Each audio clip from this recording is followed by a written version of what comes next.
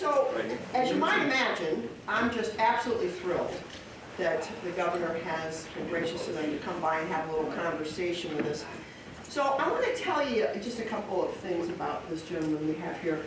One, are you aware that he is actually the youngest governor in the country right now, which I think is pretty cool.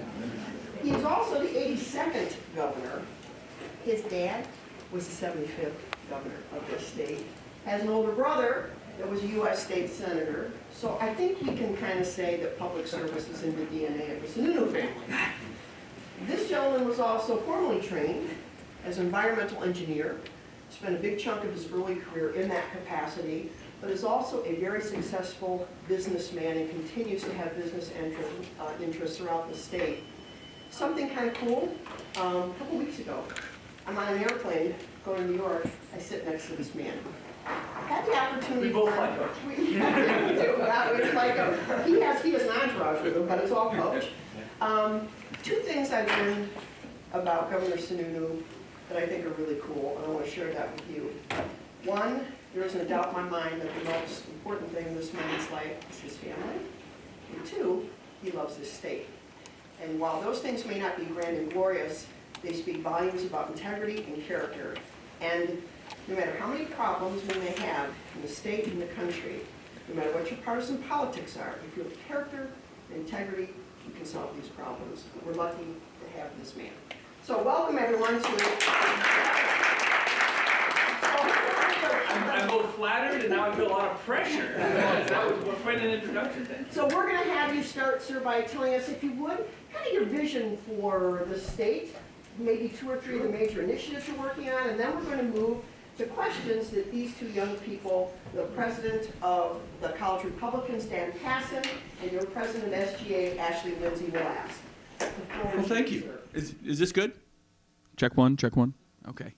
I'm usually pretty loud, so I'm not used to microphones. Sometimes I'll blow people away. Well, thank you guys very much. This is actually my first, it's been a year, but it is actually my first trip to SNHU since being governor. I was here right before the election last year. I've only been governor a year. Seems like a couple lifetimes, actually. What do I do with my hands? I'm kind of stuck in here. Look, I guess let me give you my general philosophy. It's just about getting stuff done. At the end of the day, you got to get stuff done. I'm one of the only governors, there's only 2 governors in the country that have to get elected every 2 years, and I'm one of them. I think traditionally, as soon as you get elected, everyone says, well, you better start running for governor again. And I very strategically and very purposefully said, no, we're not doing that. Because when you start running or you're thinking about the politics and you think about what's going on, when you're thinking about both what's happening in Washington, which is insanity at many levels and ugly and negative, I knew that will get in the way of decision making. Don't let that stuff drive what we need to do for the state. One of the main reasons I ran for governor, partly because my kids were going through school. I have young kids. I have a 13, an 11, and a 4-year-old. I got involved with public service as an executive counselor about 6 years ago as my kids were just entering school. I'm the first governor in 25 years to go to public schools in this state. I wasn't trying to be the first guy. I mean, that shocked me, but I grew up in the Salem School District right here. And it was great. It was really great. The schools, at least in my community, weren't quite meeting certain standards and needs that I thought my kids deserved. Some communities were doing very well. Mine was not. There's some disparity there. I had a business. I was an environmental engineer for 10 years, as was mentioned, but then I bought and put some investors together, and I ran Waterville Valley Resort. I had 800 employees, so I was dealing every single day with whether it's environmental issues or labor issues or whatever it was, and we ran our business really, really well. But boy, there was a lot of bureaucracy and paperwork, and we had to hire lawyers all the time for the most simple of things. And I thought, the government is getting in the way just from letting a business do what they do best. I mean, I ran a ski resort, right? How hard can that be, frankly? But boy, we had to spend so much time and money, and I said, this is not the live free or die. Live free or die is more than 4 words on a license plate, right? We have to remind ourselves sometimes just what we're about here. So again, my philosophy in being governor is get stuff done, because there was a lot to do. Throw the politics aside. And what that really meant was we're going to focus on things like full-day kindergarten. And I'll be very blunt. There were a lot of folks that said, you're crazy. No one has ever even proposed funding full-day kindergarten in the state, never mind getting it done. No Democrats even proposed it because they knew they could never get it done. I said, I'm going to get it done. And we pushed hard, and I put everything behind it. People said I was nuts. Guess what? We got it done. And at the same time, we did some very basic things. Rules and regulations, we threw 1,600 of those out. We focused on mental health. We have a major, major mental health crisis in this state. And it directly interrelates with opioids. It directly interrelates with what we're seeing with DCYF, Division of Children, Youth, and Families, abused kids. All of these things were connected. But in the government, for years, we were treating them in silos. You guys handle your problem here, you guys handle your problem there. When you do that, you're not going to get the best results. And so I've tried very, very hard to provide some leadership and bring people together, because at the end of the day, whether I'm governor for 2 years, and hopefully I'll govern a little longer than that, you can all help me with that, but whether it's 2, 4, 6 years, whatever it is, we can't think of everything in 2-year chunks. That's what happens in this state. We think politically, so we think for the next election, that's in 2 years. No business can survive that way. If SNHU tried to think, what do we need for the next 2 years, and that was their entire business plan, it ain't going to last too long, right? You got to think 5, 10, 20 years down the road. And I hiked the Appalachian Trail in 1998. I spent 5 months. I hiked from Maine to Georgia. It was a transformative experience for me. It really was. And it's not for everybody. But if you want any tips or advice, or you want me to come back and speak on that, I could talk all day about living in the woods for 5 months. But one of the things I learned on the trail that I always took with me in life was a phrase: leave it better than you found it. Leave it better than you found it. Leave the room you walk in better than you found it. Leave the conversation you engage in. Leave the business that you engage in. Leave it, whatever that is for you, better than you found it. And so that's our purpose. And I told my staff, ignore the politics. Let's lay out everything we have to get done. And boy, when I entered the office on January 5th, I didn't appreciate, how deep some of these problems were. We knew we had some problems. Obviously, the opioid crisis was big. I don't think anyone really understood or wanted to talk about how bad the mental health crisis was. I don't think people really we talk about innovation in our schools, and we haven't had to change any major laws for education in this state. But we're finally putting real action behind that word innovation. Innovation's a nice talking point. But what does that mean? What are you really going to do things differently? One of the things that I try to focus on is the individual. It's easy to say we put more money into this. We made this system bigger. We provided another doorway for that. That's up here. But at the end of the day, everything we do in government, we have to look at the direct outcomes. We talk about education. What about that kid? Does he have a better opportunity, and is he getting a better education? So how do I focus on the individuals? This family trying to get Medicaid assistance. Are they getting what they need, or are they being constrained by a system? This family who's seeing their health care costs rise $1,000 this year. How do I help them? When you focus on the individual, we then have to have the courage to break the system that's in place down sometimes and rebuild it to get the outcome we want. A lot of our systems in government have been here for 30 years. Guess what? A lot has changed in 30 years. A lot has changed in 5 years, never mind 30.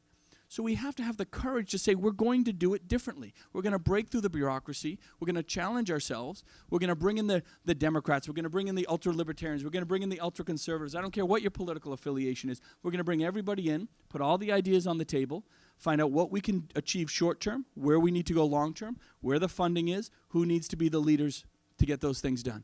You put all those things on the table, you move forward. We've been really successful. We really have. Didn't come here to brag to you about our results, but I got to tell you, we've gotten more major pieces of initiatives done in the first year than any governor in the past 50. I'm very proud of that.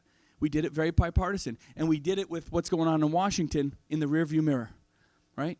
My job, I get criticized, I'll just be a little political in that you see some how can Sununu go down and talk to Trump? How dare he, all these anti-Trump. Okay, fine. When Trump says something stupid and says things I don't like, I'm the first one to say, that's not appropriate. He called New Hampshire a drug-infested den. Absolutely not appropriate, Mr. President. I said it right away. At the same time, he's the President of the United States. We need some things from him. We need advocates in that Oval Office. I need opioid money. I need flexibility with Medicaid. I can't get it by sitting back here and just complaining about the administration. No way. And the benefit of the Trump administration is he's got really good secretaries. I got to tell you, he put a really good team together, and that's what any of this is. I can't take a whole lot of credit other than I put a really good team together in the state, and believe it or not, with a couple exceptions, Trump has put a really good team together in terms of the secretaries. Tillerson, Secretary Chow at Transportation. As much as she gets some bad publicity, I think what DeVos is doing in education is, boy, it's cutting edge stuff. It's kind of exciting. I don't agree with all of it, but it's exciting that they're trying things differently. And they're very open. They want to know what governors need because they know we're the implementers. They want to push the power down to the states, not keep it in Washington. Very different philosophy than what we had in the last 8 years. So that's a huge opportunity for us. So I tell everybody, when you're down in Washington, try to get into the White House. Get to see the president. I don't care whether you agree with him or not. We need advocates. That's my job, is to be an advocate. If I wasn't there sitting down with the president, I wouldn't be doing my job. And it baffles me that anyone thinks that I shouldn't be sitting down with Pence and Trump and anyone I can find in the administration so I can say, I need $200 million to fight opioids. I need flexibility here. I need flexibility there. Let me design the system. Right? What New Hampshire's needs are very different than Arizona or New York or even Massachusetts. If we design our own system, we get the best and the brightest. We get the best and the brightest in the country right here. Let us use our talents to design our system. And we've had great success. We have the fastest growing economy in New England this year. In the entire Northeast. Fastest growing economy. Highest per capita income in the country. Lowest poverty rate in the country. These are great things, great opportunities. And when things are good, that provides us the flexibility to create the structure, have a little courage to create the structure for the long term. When things are down, when we're in a deficit, when unemployment is high and we're dealing with a lot of troubles, we're at a budget deficit maybe, that's a tough time to start talking about restructuring. Usually in government, all they want to do is cut, cut, cut, cut, cut. When things are good, doesn't mean we grow government, but we restructure it, make it more efficient. And that way, long term, when things do get tough, we're already in a good place to be efficient, to save dollars, to making sure we're not focusing on the system, we're focusing on the individuals.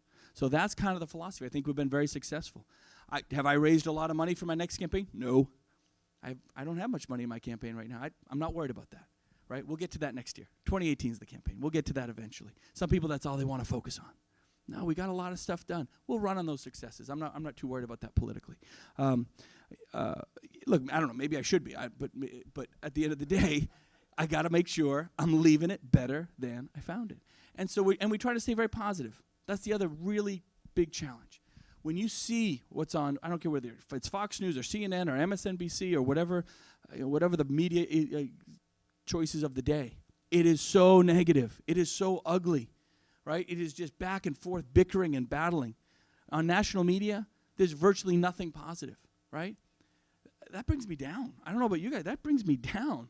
We got to stay above that fray. I call it 603 pride, right? We do it different. We do it better. We do it with a positive attitude. Doesn't mean we're always going to agree, but when you do things with a positive attitude, and I learned this in business, if you go in and say, hey, it's my way or the highway, I know what we're doing, we're getting it done, even if you're right, you've done it wrong.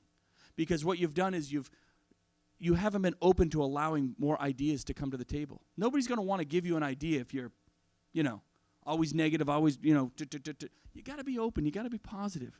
You got to have a sense of, I don't want to say charm, but a sense of openness so people feel comfortable throwing the ideas on the table. And then as a leader, you have to decide what you're going to do and what you're not. But you always want to make sure you have an atmosphere, whether it's in your family, business, or public service, on generating an atmosphere of openness and positivity that allows the real good ideas to come to the table. And I think that's why, again, we've been fairly successful. So we're a very purple state, right? Our entire federal delegation is Democrat. Our entire state house is run by Republicans. It works. It works. There's nothing wrong with it. I mean, that's an amazing thing. I don't know if that's ever even happened in the country before, but that's an amazing thing. And it all happened in the same election cycle, basically, with the exception of Senator Shaheen, who didn't have to run. All of us got elected in the same year. So that's an amazing thing. That tells me that the people of New Hampshire are very smart. They vote they look at the individual. They look at who that person. It's not just blank ticket voting. When you're going to see that in the rest of the country. We do it different here. And I take great pride in that. I think we all should take great pride in that. So I probably went on too long. I was number 7 of 8 kids. If I ever stop talking, no one ever listened to me again. So I tend to go on a little bit. But that's kind of the general thought process out there. I think we've been successful, but again, we're always looking kind of for good ideas and what to do next. Ashley, you want to toss out? You're going to go to pick the first question or ask one yourself, whichever you get first choice. Okay. Does anyone have any questions? Yes, I do. And let's do the governor a favor. At least say our name, and then if you could give him you're senior, junior, freshman age. Morning, Governor. Morning. Edward Piscopo. I'm an environmental science major, and I'm graduating in 2 weeks. Congratulations. Thank you. What directives do you give to your congressional reps? I don't give directives. I mean, they have their own, but I do have very strongly worded requests. And I'm going to be very blunt, because I've said it many times and I'm never going to stop saying it. Be a part of the process. You are not advocating for New Hampshire by sitting on the sidelines and only talking about how much you dislike Donald Trump. That helps nobody in this room. It helps nobody in this state. It lets people where you are with Trump, but guess what? We got it. I think we knew that last year. They got to be part of the process. Healthcare reform.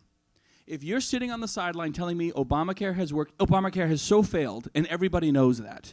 Everybody knows that. That's not even debatable anymore. Okay? The average person on the healthcare exchange in New Hampshire will have nearly a $500 increase. And Trump hasn't changed a thing on it because they didn't get anything passed. It is the same program. It is Obamacare, and it is unaffordable. Unaffordable for families, for young people, right? So what my point to them is, so be part of the process. Make sure you're working constructively. You don't have to agree politically, I get it, but be a constructive part of the process so the president says, what do you think we should do? And then have ideas to put on the table. You have to put ideas on the table. That's their job. Leave it better than you found it, for goodness sakes, or at least try, right? I don't feel like, I'm going to be ultra cool. I just don't feel like they're even trying to be part of a process in a positive way. Again, I'm not saying you have to be Republican and agree with the president. I'm saying you have a job to do, and that's to represent the people of this state. Tax reform. They didn't even want to come to the table on tax. We don't even want to talk about it, right? I saw a congressional delegation do a couple public things up here, pushing hard because they wanted the student debt, interest tax deduction put in. Hey, guess what? So don't I. Very strongly, right? But there's 1,000 pieces of this tax bill that is about to be passed. Overall, it is a huge net benefit for America. There's no doubt about that in my mind. Would I like to see the student debt interest deduction put in? Absolutely. I'd like to see the child tax deduction move to $4,000. The adoption credits put back in. I have a list of about 10 things. I just wrote a letter to the delegation and the president saying, I want to see these things in there, right, as they do the final negotiation. But it doesn't mean I'm against the entire bill, because overall tax rates are going to go down for pretty much everybody who needs the tax rates to go down for. That's a good thing. So be a part of the positive process. That's my biggest frustration. They're good people. Maggie Hassan lives in my neighborhood. I know Maggie really well. I know Senator Shaheen very well. Annie Custer I consider her a pretty darn good friend. But I need them to be part of the process. I can't, the whole weight of advocating for New Hampshire and Washington is 100% on my shoulders. And I'm not exaggerating when it comes to the administration. You know, I need help. I need help. I want them to help me because it's not helping me, it's helping the state. Thank you. Any other questions? I'm a junior communications major, so I'm not only here as a student, but I'm also a representative for the New Hampshire Teen Institute, which is a small New Hampshire Teen Institute. Teen Institute, right? Yeah, so we're a small 3.5 employee nonprofit organization that works for drug and alcohol prevention in the state. So my question for you is, are you committed to continuing funding prevention programs like the one I work for in order to consistently help prevent young people in New Hampshire from developing substance use disorders and avoid yet another future spike like the current heroin epidemic? I almost feel like I planted the question. This problem does not get solved without prevention. And I got a lot of criticism last year because I said prevention stinks in this state. And it kind of did, and I'll tell you why, because I'm a dad. And I saw my son in his 5th grade DARE program, and he came home one day with a flyer. And he said, yeah, we had DARE, and it was 2 hours, and they talked about smoking and drinking. He goes, but they never mentioned this opiate thing. I said, opioids? He said, yeah. He said, they never, what is that? He goes, they never mentioned it. I got really angry. As a dad, I did. You know what the flyer had on it? It was a joke.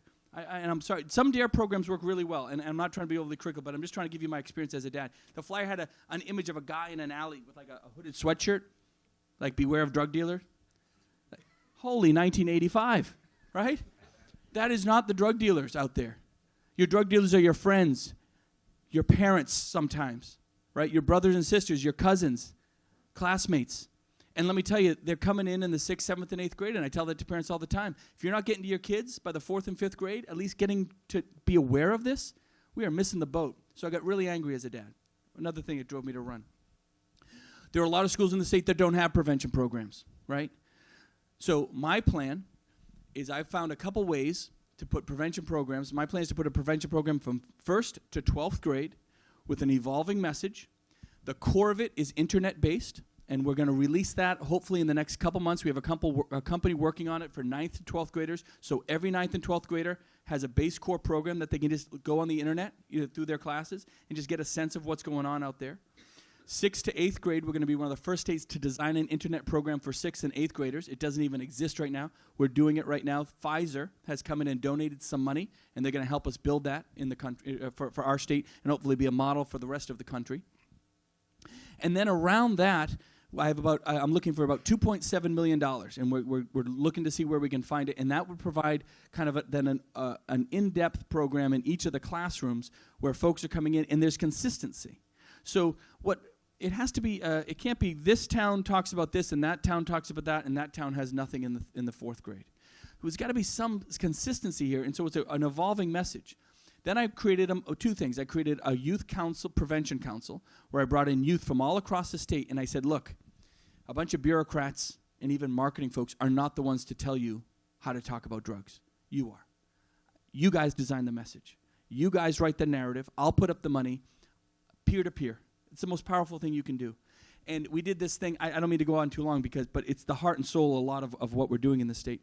We did a thing just like this on live TV on MUR, and we brought panels of kids out. And they talked about, what they wanted to see and what was going on with drugs in their schools. And this one kid kind of shyly said, I just got to tell you, I know we're on TV. I'm not trying to be mean, but I don't watch TV, and that's what you guys talk about on TV. I have a device. That's how I get. You guys have supposedly been talking about this opioid thing for a couple of years. I just started hearing about it 3 months ago. This was a kid from Manchester. And I said, bing, yes. Not just what we say, but how we say it and how we deliver it is so important. So again, we're just trying to very much modernize that messaging. Create the message by the kids, for the kids in the schools, and then use the messaging outlets that that's going to be powerful for them. Trump is going to release a $100 million PDA, a public messaging program on opioids pretty soon. Kellyanne Conway, and you can like her or hate her, I don't care, but she's leading the charge, and she said, Governor Sununu, what are you doing in New Hampshire? Because we hear you're doing good stuff. I said, you bet we are. And we're actually sending our PDAs down to the White House, and they're going to then use those for models for the rest of the country. I'm very proud of that. But this is not something, you could put $100 billion behind this tomorrow. It's not getting solved tomorrow, unfortunately. We know that. This is going to be a lifetime struggle for a lot of folks. If you're in treatment and in recovery, you're going to be there. You could be there for 10, 20 years. I have a friend that was in recovery. She was in there for, 4 years, in and out. She died last Friday. And I got the call, and it was heart-wrenching because she was the catalyst for getting a place called Hope on Haven Hill, if you've ever heard of Hope on Haven Hill. Abby got that place really going. And Hope on Haven Hill and her friend Carrie, I was introduced to them a few years ago. It was the first of its kind in the state. It's 8 bedrooms for pregnant and new mothers with babies who are going through recovery. And it's out in Dover. It's just wonderful. Rochester, it's an absolutely wonderful place, and they do great things. And you see the moms with the babies, moms that frankly had no hope of any semblance of a normal life. And there they are, and they're on a better path. And more importantly, their kids are on a good path. And that is an example of focusing on the individual, right? I love those models. And it's hard. One of the hardest things I do as governor is I have to make a lot of phone calls to a lot of people, a lot of parents and friends who have lost loved ones from the opioid crisis. I do a lot of those calls. Last Friday was probably the hardest one I ever did because I knew Abby, and I knew what she had achieved and all her success. And she still slipped one night and was at her parents' house and didn't wake up the next day. And it was just a great reminder, unfortunately, that people are going to deal with this for their life. Their lifetime, they're going to be struggling. People aren't in recovery for 2 years and then they're cured. And when I hear, so if you think that people get cured from this, you have the completely wrong mindset. It is not about curing anything, right? It's about providing support systems and getting them onto a better path, getting them a level of self-worth. Sorry, I went on a little long, but that is one of the most important questions that frankly probably could be asked. I think we're doing good things. I think we're having some good success, but we got to keep it up. We got to keep that momentum up. And if we can be a model for best practice for the rest of the country, great.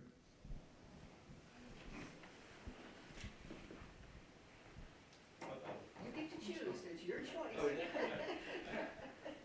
You raised your hand first. So, Governor, I know you've been out talking to a lot of businesses, the hiring companies in the first 90 days was your goal, and I think you achieved that. What would you say to students here, why they might want to consider staying at here? Because you're all going to work for Amazon, and Amazon will be moving the headquarters here. Economic development was a huge passion of mine because we're always going to be good. Even with bad leadership, because New Hampshire has no sales tax, no income tax, we have great foundations, we're always going to be pretty good. My frustration was I think a lot of administrations in the past rested on that. And when we rested on that, guess what happened? Massachusetts surpassed us. They're booming down there. And frankly, I think Charlie Baker, he's a good friend of mine, but he was shocked when he saw the economic numbers and saw New Hampshire this year has the fastest growing economy in the Northeast. And he went, whoa, how do you do that? And I said, well, it's not easy, but we got a lot of things done. First, while we know how good business is here, we got to promote. One of the jobs of the governor is to promote. And so within the first 60 days, for example, I went to Quebec. And my job was to go find businesses that wanted to move to New Hampshire.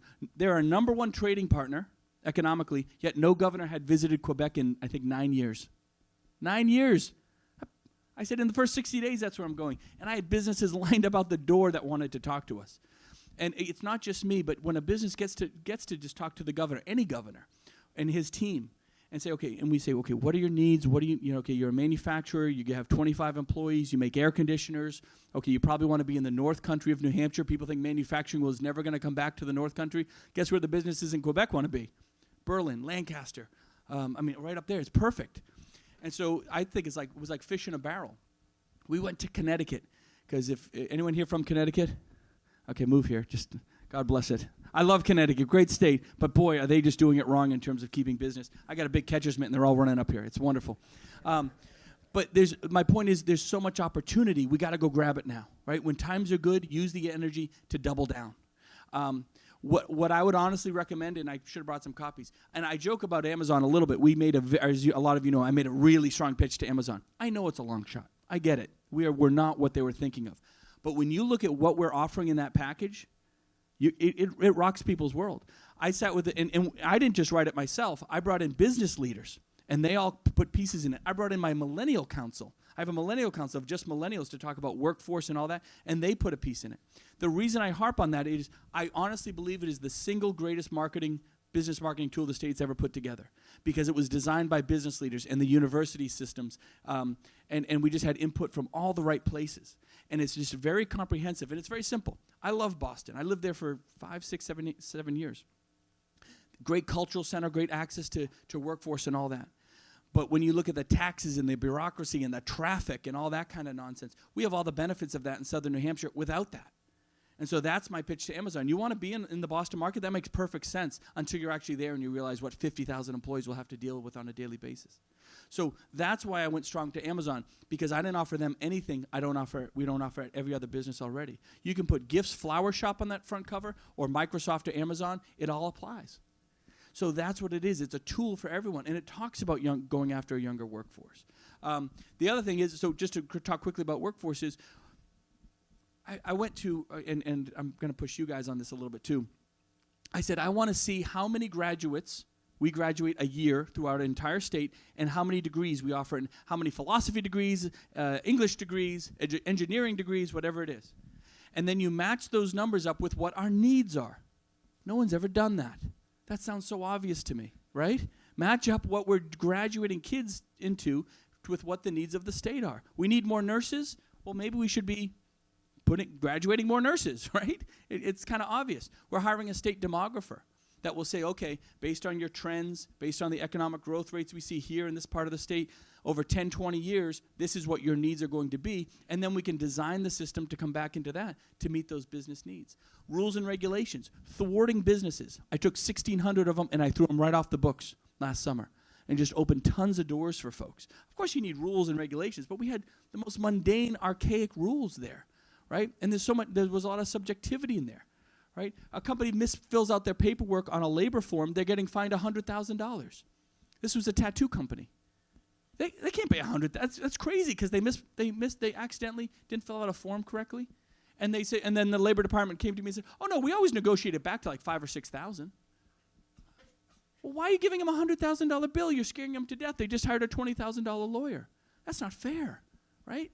It's common sense to us, but I think the government just has been on a little bit of cruise control with this stuff. So we're really trying to reel that stuff back in and open doors up for folks. We're having great success. I just got a chocolate company from Kentucky, moved up to Claremont. I have actually coincidentally, a chocolate company of 200 employees from the North Shore that we're trying to get up into the seacoast. They like being here for whatever reason. There's something like 25,000 available high-paying jobs in the state right now. Available. That's why we have the highest per capita income in the country, right? We have minimum wages with a federal minimum wage. Very, very, very, very few people in the state get paid minimum wage. We actually have overall the highest wages in the country, right? So minimum wage doesn't drive that. There's so much opportunity here. What Dean Kamen is doing with Army and biotech regeneration in Manchester. We're going to be the Silicon Valley for biotech regenerative medicine in the world. It's going to be right here, and it's starting like literally this year. Huge opportunity, right? Go promote it.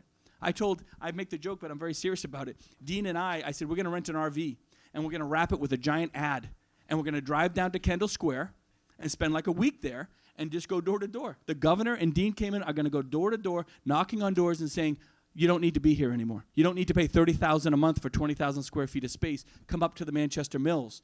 We got everything you need. Right? Back 10 years ago, sure, you wanted to be an MIT technology park. They had all the tools. Guess what? We have those in Manchester now. Dean has them, right? And they're paying all these startup companies are paying so much money just to be in this space. It's a new world. It's a new age. You don't need to be there. If anyone understands that, it's you guys. It's new, right? You guys are worldwide. You can do that now. And that's our message. You can be in Manchester and still have all the access in the world.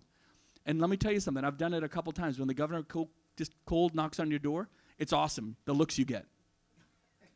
And the receptionist is calling it. The governor Governor Sununu he's right in front of me. He's right here. He wants to talk to you. And they all come running out of the room. But it's great, and it's just a way of saying, hey, here I am. Here's my cell number. Here's my economic development cell number. Here's Dean Kamen's number. Look at New Hampshire. Here's what we have to offer. When you do that, huge opportunity opens up. Any other questions? Yeah. I'm Derek Laughlin. I'm a Justice Studies major. And What studies? Justice Studies. Oh, justice studies, good for you. Great. What is your plan for overcrowding in New Hampshire prisons? Overcrowding in New Hampshire prisons. Boy, that's a good question. So first thing we have to do is our prisons are not very good. We're building a new women's prison, desperately needed. We were on the precipice of being sued by the women in the women's prison, and frankly, we should be. It's a disaster. That new women's prison should open this spring. That's wonderful. That'll provide a ton of flexibility. Physical flexibility. We won't have an overcrowding, at least with the women's prison. The men's prison's next. We need to build a new prison, frankly. We're probably about 5 or 6 years out from that process. Part of when you look at the opioid crisis, right? I'm a believer. I think most people believe addicts themselves you should not be in jail for being an addict, right? For example, I decrimmed marijuana. It doesn't mean we legalized it. I don't believe in full legalization of marijuana. I do not. But we decrimmed it, which basically says if you get caught with a joint or a small amount of marijuana, you don't go to jail. You're not facing $20,000 in fines and parole and all this kind of stuff. It's basically down to a fine, which is what it should be. It's like getting a speeding ticket. Okay. When you look at the real drug crisis, the opioid crisis, addicts, that's what we have our drug courts for. We have a drug court system that works pretty darn well here. It keeps people out of jail because jail is not a place to dry out and get recovery. They have some programs in there, but they're not that great. I have a new commissioner of corrections that literally started on the job 2 weeks ago. I think she's going to be great. Her focus, she's firm when she needs to be firm, but her focus is on the social aspects of prisons, the programs that we can get. Those programs help reduce recidivism. Reduce the incoming traffic. That keeps the jails manageable. Now, on the same time, I'll tell you this. If you're caught with opioids and you're an addict, but you've committed a crime, you need to do the time. If you are dealing drugs, I'm going to come at you harder than anybody on the East Coast. I have no tolerance for drug dealers at all. In fact, my warning to anybody looking to either come in this state or deal drugs in this state is, we're going to go at you hard. I got a new U.S. attorney coming in.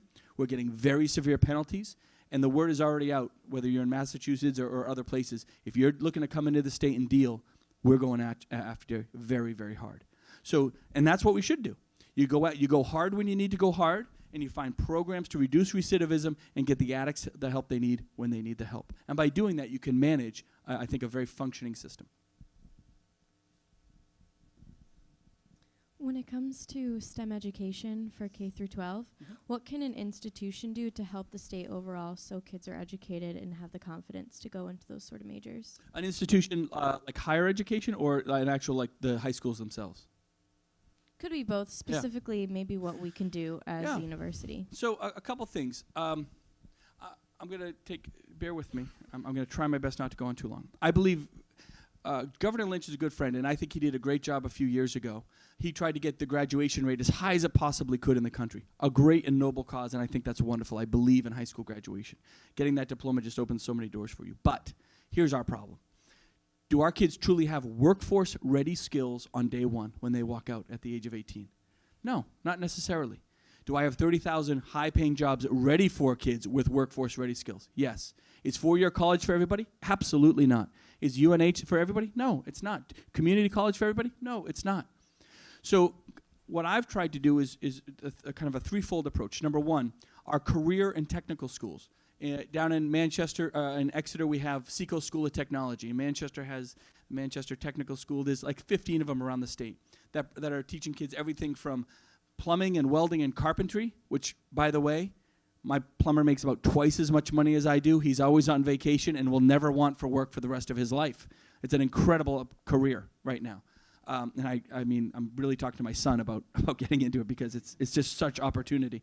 All the way to nursing programs, agricultural programs, daycare, teaching programs in high school. Traditionally, those were available for juniors and seniors. I want those available all the way down to freshmen. And I want to start things like computer coding, right, all the way back into the 6th grade.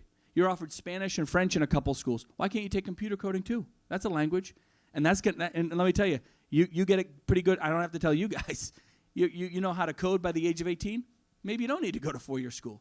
You can probably get paid $75,000 straight out of high school if you want. And we need those jobs, and there's nothing wrong with that.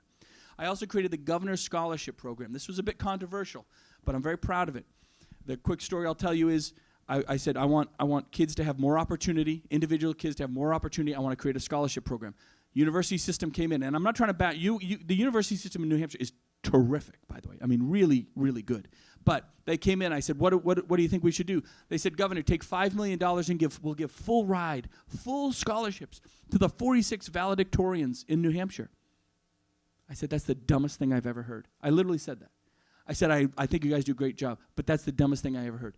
What do 46 kids get me? And by the way, they're valedictorians. They can probably get a free ride wherever they want to go, right? So I said, I got a better idea. I'm going to take $5 million, that $5 million, and I'm going to give it to 1,000 kids. 1,000 is my goal. Next September, for the first time, up to 1,000 kids, not up to, it could even be more, can apply for up to $2,000. That might not sound like a lot of money, but it's $2,000 a year, whether you go to community college, a private school, the university, SNHU, an accreditation program, a certification program. The point is, whatever you want, right? Whatever the best path is for you, you get to decide how to spend that money, and we're going to help you do it. Now, you look at the community college; that might be $5,000 or $7,000, whatever, per year. $2,000 might not sound like a lot, but it could be the bump that gets you over. You add a grant in, and maybe it cuts back on your student loan a little bit, right? And by the way, if you stay for the next year, the next $2,000 is waiting for you in escrow. You stay in a 4-year program, you go to UNH. You have $8,000, $2,000 per year. It's waiting for you, so you don't have to reapply. So you go to a 4-year institution, that's $8,000. We're gonna give you to do that because that's the path that you chose. So that's really what we're trying to instill. Increase the STEM programs, the career-driven programs in the high school level, and then when you're out of high school, you guys get to decide. And to be honest, the timing isn't necessarily right, but you guys all could have applied for $2,000 that would have gone right to SNHU. And again, we're going to do it for 1,000 kids. That's a huge opportunity. We find that when you get students in the college system here or in a secondary system, certification program, whatever, 70% of them will stay and work in New Hampshire. 70% of you are very likely to stay and work here. So I want you to go to school here, right? And I want to give you opportunity here. The next big step for us is making sure, and we don't do it great right now, at least just speaking for the university system, really integrating businesses with the university to have training programs. So in your sophomore year, you're over at Medtronics, or you're over working with Arthur at his real estate business, or whatever it is, as interning and building roots and building relationships. And so when you graduate, of course that's where you're going to stay. You've already had years of experience and you're really hitting the ground running. We need to do a better job of integrating kids currently in college or in post-secondary education with the careers that they're going. Don't wait till graduation to decide, I'm going to start looking for a job. There's so many jobs out there. There's so many opportunities out there. Find those businesses, and we're trying to work with folks just to open all those doors that previously might not have been as aggressively opened. Do we have any other questions? Ed Fiscal again. I recently heard that you've mandated a state veterans housing. What's your vision for that? Yeah. And how do I get involved? Oh, great. You just give me your card, and I'll call you tomorrow. That's how you get involved. We're one of the only states, veterans, we have one of the highest propensity for veterans in the country. We have about 110,000 veterans. About 30,000 take advantage of Manchester VA Center. But there's tons of other programs out there. We have some really good groups, but we have the State Veterans Council here, the Military Leadership Council here, the Adjutant General's Department here, Veterans Cemetery here, which is, by the way, we have the best veteran cemetery in the country next to Arlington, if you didn't know that. Go visit it in Boscawen. It's absolutely beautiful. We do it literally. We're ranked #1 year after year for the best veteran cemetery. And we have our veterans home for veterans who are elderly and really kind of in the final stages and don't really have another place. We have all these groups, and they do wonderful things, but they're in silos. I want a one-stop shop for veterans. A veteran has trouble getting benefits. Someone has trouble because their veteran parent can't get into the cemetery. They're trying to get on the wait list for the veterans home. They're seeing what benefits or what's going on with the VA. I need a one-stop shop. So we have a bill coming up in the next couple weeks that is really going to create a commissioner's position. And then you put all these groups under it to consolidate, and you get them working together. We do pretty darn well. We are such a community-driven state. We have 112 substantial, being $1 million or more, nonprofits that deal with veterans in this state. You got to coordinate them. You got to coordinate all those guys. They're doing great things, but there's probably some redundancy of service. If you're someone that just needs help, you don't know exactly who to call. I want a one-stop shop that people can go to, so veterans, because guess what? That's the minimum we should be doing for them. After everything they've given us, the least we can do is make it easy to get them the benefits and the support that they need. Yeah, it's not there right now. It's not. Yeah. We have time for at least one more question. I'm like, look, people treat me like Santa Claus, 365 days a year. I mean, everyone comes in my office asking for things, so this is your shot, man. Okay? Shoot for the moon. You should see what people ask me for. I could write a book on that. Rachel? My name is Rachel. I'm also studying environmental science. Oh, great. Can I learn about your stance on climate change and what Sure. actions you're taking? Sure. Look, I somehow when you're Republican, you get labeled as some anti-climate change, all that kind of nonsense out there. I'm an environmental engineer, and I'm going to be a bit brash. I've designed environmental systems to clean up soil and groundwater. That was my specialty. I've designed and built and installed renewable energy systems, from solar power to working on dams and hydro, landfill recovery, things like that. That was my career for 10 years. I loved it. And to be a little brash, I probably know more about issues of the environment than any other governor in history. Has the earth been slowly warming up for the last 200 years? Yes. There's no doubt about that. That's simply a fact. Okay, let's move on. It's what are we going to do about it and how we're going to implement it. I think I get criticized sometimes on environment because there have been, for example, solar projects I said no to. Do I say yes to everything that hits my desk? No, I don't. That's an easy thing to do. Anyone can do that, but that's political. So when good solar projects have come my way, I've said yes. When good wind projects come my way, I've said yes. I've said yes to a little bit of everything. Why do I like Northern Pass so much? It's 1,100 megawatts of clean, renewable hydropower, the biggest renewable energy project this state will ever be able to tap into. Let's do it, right? It makes common sense. Did I say no when Peterborough wanted $1 million of state money to build a solar grid? You bet I said no, and I'll tell you exactly why. They came before the council. I asked one question. I said, look, I'm just trying to get some background. How do you buy your power today? You're going to create your own energy. Do you buy it on the spot market? Is it a fixed rate? How do you do it? The town of Peterborough couldn't even answer that question. The guy didn't know. I said, you want $1 million of your money, taxpayer public money, and you can't answer the first question? I'm going to say no. Come back when you're more prepared. I think that's perfectly reasonable. When the city of Manchester wanted $1.5 million for their solar power grid, and I said, what's the economic benefit? And they said, we're going to save $26,000 a year. I said, I'm going to spend $1.5 million public dollars, a $4 million project in total, and you're going to save $26,000 a year? Oh my God, like it not only does it pay for itself, but what are we trying to achieve? I said, who gets the savings? Do the ratepayers get a reduction? No. Do the taxpayers get a deduction? No. Well, and where's even that $26,000 going? They couldn't explain it. I don't ask for much, but I do ask you to be prepared. And they couldn't, I mean, those are simple questions. So I think I took some criticism for saying no to those projects, and I stand by it 110%, right? When solar companies came to us and asked for good solar projects and they could answer the questions and it made sense, you bet. We said, yeah, well, let's do it. It makes good sense. That's environmental responsibility. But you got to look at the social, environmental, and economic impacts and weigh all three. And that's all I ask people to do, weigh all three. So, look, I think we are incredibly good environmental stewards here in New Hampshire. I think just as general citizens, we take that very responsibly. We know how important that is to the character and nature of our state. When Trump didn't sign the Paris Accords, they said, the governor of New York and California both said, you, as governors, we need to sign our own accord.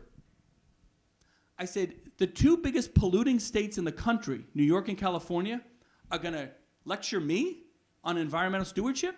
And I'm going to somehow prove that by signing your piece of paper? That's insulting, frankly. That's insulting.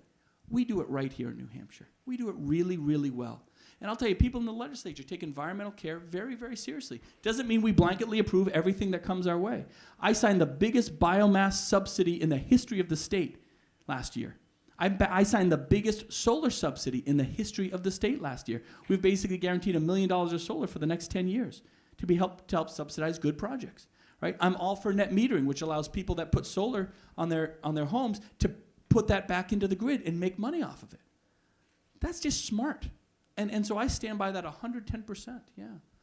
We have, again, it's not just me. I have the safety net of a really good citizenry here in New Hampshire. We know what we need to do, and we hold our elected officials accountable. And part of that isn't just holding them accountable to approve every project that comes their way, but hold our elected officials accountable to do their homework and approve the good ones and ask the other ones to come back and after they do a little more homework. Some people just blanketly approve every renewable energy project that comes their way. I just don't think that's smart. I think we have to create some accountability in the system, force them to do better. And then when you do, they'll come back. They'll create better projects. They'll find other ways to finance and maybe ask for a little less money or be more efficient with the returns on it. That's just good accountability, good checks and balances. Oh, I'm going to, you know what, I don't mean to take, but she didn't ask a question yet, sorry. Hi. All right. Here it comes. Now I get grilled. The press is in the room. I love it.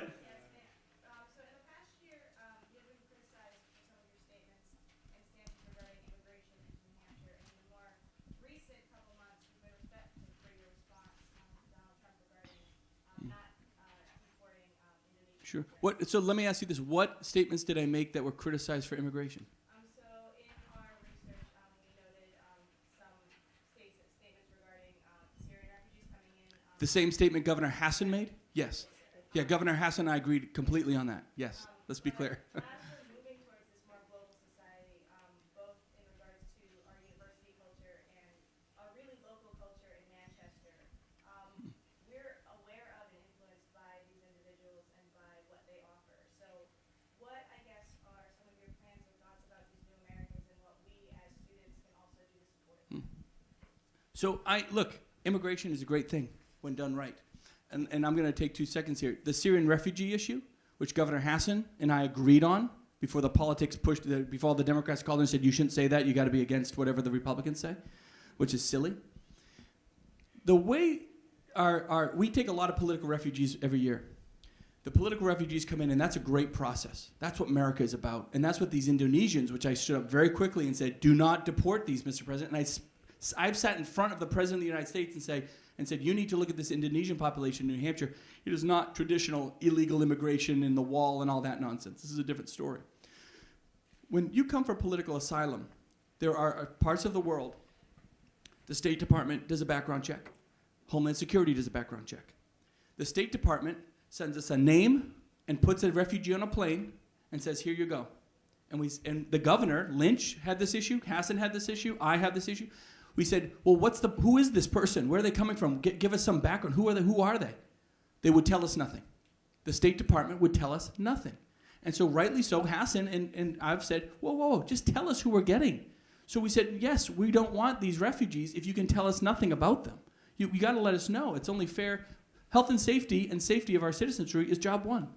And so Governor Hassan got it, I got it. That's why the Syrian refugee thing got a little contentious. If the State Department will show us what background checks they're doing, then by all means, that makes perfect sense. And in some countries, from some areas, they do. Right? And we have a great immigrant population here in New Hampshire, specifically in Manchester, Laconia, Concord, and then they kind of spread out from there. Look, in 1 hour from now, I'm going to be the first governor to go into a mosque in New Hampshire. I'm going to visit the mosque in Manchester. First time a governor has ever done that. And I'm very proud to do that because that is part of the culture that we have here, we need to embrace here, and we need to embrace those communities. So I don't think it's like having a global philosophy on immigration. It's treating people as people, being fair when you can be fair, but also saying we need a process and a checks and balance system where the people deserve that as well. And I think the system works pretty darn well. I think it's gotten better under the Trump administration, to be honest, in terms of getting more information. I can just tell you we just get more data about who's coming into our state, and the system works pretty well. I don't think the federal government sends us nearly enough money, because what they do is they send you the refugees with a little bit of money to help with services, everything from English as a second language to some health services and all that. It's a fraction. And end up in the state and Manchester end up paying a huge amount of those costs until they get more on their feet and kind of assimilated and with full-time jobs and all that kind of stuff. That takes some time, especially if they don't speak any English, right? One of the reasons I pushed so hard on full-day kindergarten, and for a while my idea was to just focus it specifically on low-income and non-native populations, because if a child doesn't have kindergarten and doesn't speak their language, kindergarten can give that little ESL, English as a second language, bump before you hit the first grade and make sure they have the same opportunity. Full-day kindergarten is not about childcare at all. It's about a couple things: taking full advantage of those early and very formative years of education, and making sure everyone has an equal opportunity. Just because you live in Bedford and not Litchfield, why should your kid have an opportunity that the other kid doesn't? Right? So one of my pushes, the initial pushes on full-day kindergarten was because of that immigrant population. We wanted to make sure they had some more English as a second language services prior to hitting first grade. So it's just common sense, right? It's just common sense. Don't get tied up in the politics. It's so easy now just to look at the big political thing going on in Washington and think that whatever Trump says blankets all Republicans, or whatever Clinton says blankets all Democrats, or whatever Bernie Sanders. Stop. We're smarter than that here. We are smarter than that. Look at the individual issues as they come. And so yes, I think that criticism I took was completely unfair, because I think we've done it right. I really do. We have a good process here. And if there's an injustice, I'm going to be the first one to stand up. And again, I had political people saying, no, just stay back. Don't get involved. Don't get involved. Of course I'm going to get involved. These are families. They have every right to be here. They came here through a legal process. They kind of got lost in the system, and we're going to make sure that gets sorted out. And I'm still very hopeful it will. There you go. Sorry. I get very passionate sometimes. I believe very strongly in that. Derek. Something going off of the sustainability again. What are your incentives for people getting electric cars? Electric vehicles, so we don't have a couple things. We have some money coming into this state. The VW settlement, if you heard of this settlement, VW a few years ago had to settle. We have some real money coming in. We're going to use pretty much all of that money for new charging stations, new electric vehicles in our state fleet, new opportunities. I think it's great. People also have to appreciate electric vehicles in Arizona work way better than electric vehicles here. Do any of you have an electric car? Seriously, no? So, for example, come see what happens to your car after a 20-degree night in the North Country when it's electric. You ain't going too far, right? It's just, so we still have our natural challenges here with it, of course. I'm very interested in autonomous vehicles as well. I'm scared. I don't think, honestly, I'm the youngest governor in the country, but I don't think I'm ever going to get in a car that drives itself. That's not for me. But I like that business model because it can grow with the market, right? We're not just throwing $100 billion in subsidies saying, let's force a technology to come to speed faster than it should. Even technologies need organic growth. It needs to work out the bugs of the system, see where it works and doesn't work. Autonomous cars and electric vehicles, I think I've done that pretty well. Are they massively subsidized by your tax dollars? Yes, there's no doubt about that. Can they provide a benefit? Absolutely. Are we going to be up to speed as fast as some other states aren't? No, probably not, and we probably shouldn't be. Just because of the dynamics that we have here. They got to work those technologies out. But we need to make a huge investment, and we will this year, in our charging stations. That way, folks in Boston that want to go skiing, guess what? They go to see where the charging stations are, right? Because they got to get home. So if Vermont and Maine have more charging stations at their state parks or at resorts or whatever it is, that's where people are going to go. So we gotta pick up the ball a little bit and pick up the speed a little bit and get there. So, and if people need to pay for them, I don't mind that too. That's a private business model. People have asked me whether I think people should be charged for their electricity. Yeah, sure. I mean, if a company wants to give it away for free, that's their. If Tesla wants to do that, that's their choice. I've never met Elon Musk, but he seems like he knows what he's doing for the most part. But if companies want to charge too, that's fine too. You bet. You bet. This is fun. Here, you go to work. I'm just going to hang out here. We want to be mindful of the governor's time. Do we have any more questions? Can I toss one in there? Please. Big societal question, not a specific New Hampshire. I'm witnessing something today in the society that I never thought I'd witness in my lifetime, and that's the Me Too movement, what it has generated. Governor, is this a blip? No. Or is this a change? Is the world going to change now? It's a great blip. It's a really great blip.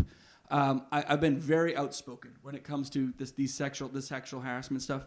Zero tolerance. I don't have any tolerance for any of it. Every time a public officials, you got to resign immediately. And I don't, whether you're Al Franken or Roy Moore, get out of the race, resign, end of story. I just have zero tolerance. And I get very frustrated with folks that try to wiggle. Well, we'll see what happens, and then da-da-da. I know I saw those 5 photos, but I'm going to ignore that before I have political cover to talk. No. Stop. I don't, maybe it's because I have sisters, maybe, I don't know what it is, but I'm very passionate about saying absolute zero tolerance policy. And I don't care what the politics are. I don't care what your business is. And what I think is happening is an incredibly positive thing, and I hope everyone else sees that. We're finally changing our culture to say, speak up. It's okay to speak up. We're going to support you to speak up. There's clearly a lot of folks who for years, decades, have just never felt the power to speak up. And we have a society that says, and now we're going to listen. Because let's face it, there were some very big incidences in the late 90s and early 2000s where people were speaking up and they were victim shamed.